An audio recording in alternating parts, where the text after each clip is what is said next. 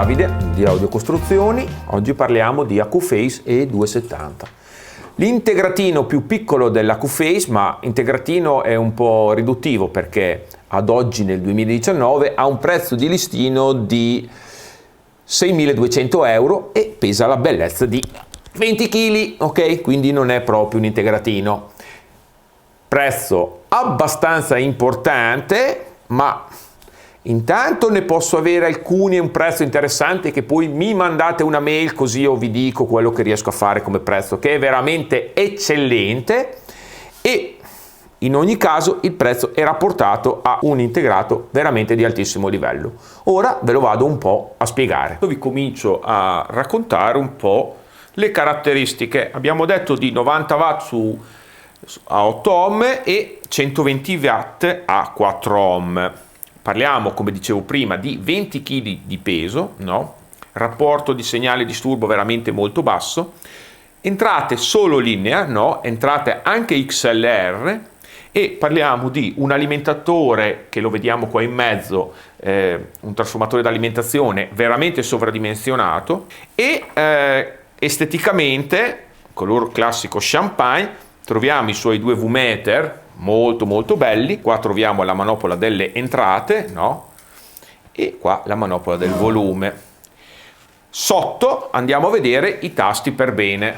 Accensione, come dicevo prima, la selezione di entrata. Vedete questa option qua, no? È quando noi montiamo le schede dietro, che possiamo montare la scheda con l'entrata, la scheda DAC, con l'entrata anche USB, e dopo andiamo a selezionare quello che vogliamo far entrare, se l'USB, il coassiale o l'ottico, oppure l'entrata fono che ha sia l'MC che MM, e dopo lo andiamo a selezionare qua con gli speaker A e B, o addirittura spento, no? Oppure tutte e due.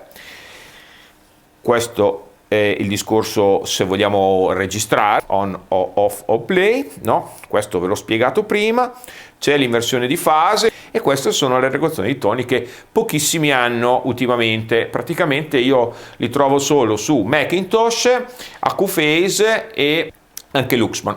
Vabbè, dopo forse qualcun altro, Yamaha, non lo so se gli ultimi modelli, ma il balance mono stereo, l'attenuatore e l'entrata cuffia. Ecco, va fatto una precisazione sull'entrata cuffia, perché cioè l'uscita cuffia, che poi è più corretto dire, è veramente una uscita cuffia di qualità, ok? Come tutte le cose AccuPhase. E il nostro volume.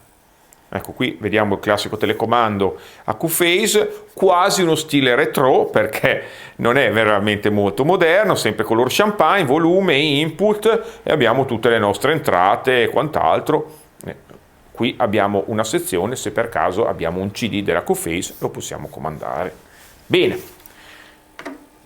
ora vi vado a raccontare un po' il suono, ma ve lo faccio anche sentire qualcosa col nostro CD test nuovo. Allora, intanto il suono, diciamo che è un suono molto morbido, ascoltabile, mai affaticante, però, come sempre dico, non è impastato. Anzi, abbiamo tutto quello che dobbiamo avere. La ricostruzione è ai massimi livelli. Il mio consiglio, come tutti gli ampi a transistor, soprattutto quando ci sono delle masse così grosse, è accendetelo prima, perché se lo accendete almeno mezz'ora prima, per non dire un'ora prima, ma comunque mezz'ora, 20 minuti, gli apparecchi veramente rendono di più. E non giudicateli da nuovi, perché vanno rodati almeno 100 ore, dopo suonano meglio. Sia voi vi abituate al suono dell'apparecchio, e sia, diciamo, suonano veramente meglio perché i componenti si rodano. Comunque, dicevo, dinamica ottima, anche dato dal sovradimensionamento di tutti i componenti, grado di pilotaggio anche lì ottimo, vi pilota praticamente tutto, no? E questo suono che è delicato, avvolgente, un po' stile Macintosh, ma senza, diciamo, quella rotondità. Insomma, la differenza è che Macintosh suona da americano, quindi abbastanza squillante, il basso molto rotondo. Questo è sempre un suono piuttosto armonico, piuttosto pieno, ok? Però con lo stile AcuPhase, quindi un pochino più bilanciato. Allora, andiamo a sentire come suona. Ascoltiamo il nostro solito CD delle voci, riparto dall'inizio così forse vi torna più comodo, e le nostre Sonus Faber Venere 3.0. I'm of those who makes it feel wrong. Oh, who's I stuttering but fault? Oh, I'm of those who points the rules. Oh, I'm of those who makes you lose. Say why. Words you never tell, games you never play. Say why. Adesso sapete che è molto rapido. Nei prossimi video riusciremo alla fine anche a farvi sentire un po' di più, cioè qualche minuto in più. Ci stiamo attrezzando. Mettiamo su un po' di classica.